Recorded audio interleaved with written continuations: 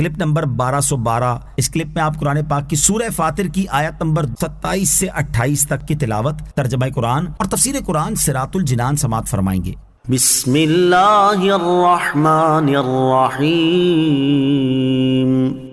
ترجمہ، اللہ کے نام سے شروع جو نہایت مہربان رحمت والا ہے۔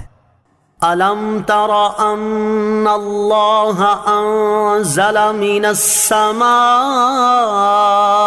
مَاءً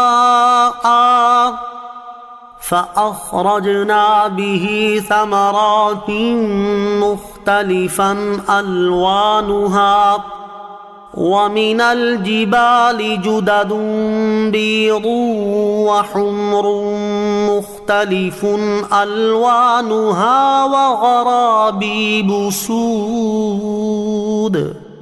ترجمہ، کیا تو نے نہ دیکھا کہ اللہ نے آسمان سے پانی اتارا تو ہم نے اس سے مختلف رنگوں والے پھل نکالے، اور پہاڑوں میں سفید اور سرخ رنگ والے راستے ہیں، ان کے مختلف رنگ ہیں، اور کچھ پہاڑ کالے، بہت ہی کالے ہیں۔ الم ترى، کیا تو نے نہ دیکھا؟ اس آیت میں اللہ تعالیٰ نے اپنی قدرت کی 2 نشانیاں بیان فرمائی ہیں، اور آیت کا خلاصہ یہ ہے کہ کیا تم نے اس بات پر غور نہ کیا کہ اللہ تعالیٰ نے آسمان سے بارش نازل فرمائی، اور اس نے اس پانی سے زمین میں درختوں کو سیراب کیا، پھر اس نے انہی درختوں سے مختلف رنگوں والے بے شمار پھل نکالے، ان میں سے کسی کا رنگ سبز ہے، کسی کا سرخ، کسی کا سیاہ اور کسی کا زرد، اور جس طرح ان کے رنگ مختلف ہیں اسی طرح ان پھلوں کی اجناس بھی مختلف ہیں، جیسے انار، سیب، انجیر، انگور اور کھجور وغیرہ، اور ان میں سے ہر پھل کی مختلف اقسام ہیں۔ یوں ہی ان پھلوں کا ذائقہ، مہک، خصوصیات اور اثرات بھی ایک دوسرے سے بالکل جدا ہیں، حالانکہ پانی بھی ایک ہے اور زمین بھی ایک۔ اس یکسانیت کے باوجود یہ نرنگی اللہ تعالیٰ کی قدرت اور حکمت کی کیسی بڑی نشانی ہے۔ اسی طرح پہاڑوں میں بھی اللہ تعالیٰ کی قدرت کے جلوے دکھائی دیتے ہیں کہ سب اگرچہ مٹی یا پتھر کے ہیں لیکن ان میں بھی انفرادیت ہے۔ پہاڑوں میں کہیں سفید اور کہیں سرخ رنگ والے پتھر کے راستے ہیں، اور یہ رنگ بھی مختلف ہیں کہ کوئی ہلکا اور کوئی گہرا ہے، جبکہ کچھ پہاڑ بہت ہی گہرے کالے ہیں۔ وَمِنَ النَّاسِ وَالدَّوَابِّ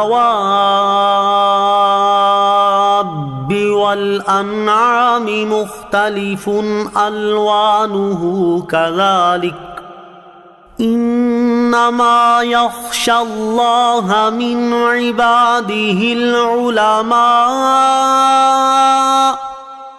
إِنَّ اللَّهَ عَزِيزٌ غَفُورٌ۔ ترجمہ، اور اسی طرح آدمیوں اور جانوروں اور چوپایوں کے مختلف رنگ ہیں۔ اللہ سے اس کے بندوں میں سے وہی ڈرتے ہیں جو علم والے ہیں، بے شک اللہ عزت والا، بخشنے والا ہے۔ وَمِنَ النَّاسِ وَالدَّوَابِّ وَالْأَنْعَامِ مُخْتَلِفٌ أَلْوَانُهُ كَذَلِكَ، اور اسی طرح آدمیوں اور جانوروں اور چوپایوں کے مختلف رنگ ہیں، یعنی جس طرح پھلوں اور پہاڑوں کے مختلف رنگ ہیں اسی طرح آدمیوں، جانوروں اور چوپایوں کے بھی مختلف رنگ ہیں کہ ان میں سے کسی کا رنگ سرخ اور کسی کا سفید اور کسی کا سیاہ۔ یہ سب اللہ تعالیٰ کے صانع اور مختار ہونے کی دلیل ہیں۔ انما یخشی اللہ من عبادہ العلماء، اللہ سے اس کے بندوں میں سے وہی ڈرتے ہیں جو علم والے ہیں۔ اس آیت کی ابتدا اور اس سے پہلی آیت میں اللہ تعالیٰ نے اپنی قدرت کے نشان اور صنعت کے آثار ذکر کیے جن سے اس کی ذات و صفات پر استدلال کیا جا سکتا ہے۔ اس کے بعد ارشاد فرمایا، اللہ تعالیٰ سے اس کے بندوں میں سے وہی ڈرتے ہیں جو علم والے ہیں اور اس کی صفات کو جانتے اور اس کی عظمت کو پہچانتے ہیں۔ اور جو شخص جتنا زیادہ اللہ تعالیٰ کی ذات و صفات کا علم رکھتا ہوگا وہ اتنا ہی زیادہ اللہ تعالیٰ سے ڈرتا ہوگا، اور جس کا علم کم ہوگا تو اس کا خوف بھی کم ہوگا۔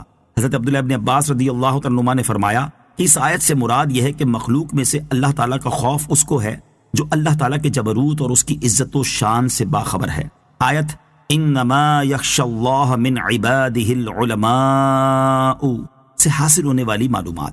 اس آیت سے 4 باتیں معلوم ہوئی۔ نمبر 1، خوف اور خشیت کا مدار ڈرنے والے کے علم اور اس کی معرفت پر ہے، اور چونکہ مخلوق میں سب سے زیادہ اللہ تعالیٰ کی صفات کی معرفت اور اللہ تعالیٰ کی ذات کے بارے میں علم حضور پرنور علیہ الصلوۃ والسلام کو ہے، اس لیے آپ ہی مخلوق میں سب سے زیادہ اللہ تعالیٰ سے ڈرتے ہیں۔ صحیح بخاری اور صحیح مسلم شریف کی حدیث میں ہے، سرکار دو عالم صلی اللہ تعالی علیہ وآلہ وسلم نے ارشاد فرمایا، اللہ عز و جل کی قسم، میں اللہ تعالیٰ کو سب سے زیادہ جاننے والا ہوں اور سب سے زیادہ اس کا خوف رکھنے والا ہوں۔ نمبر 2، لوگوں کو چاہیے کہ زیادہ سے زیادہ اللہ تعالیٰ کی ذات و صفات کی صحیح طریقے سے معرفت اور علم حاصل کریں تاکہ ان کے دلوں میں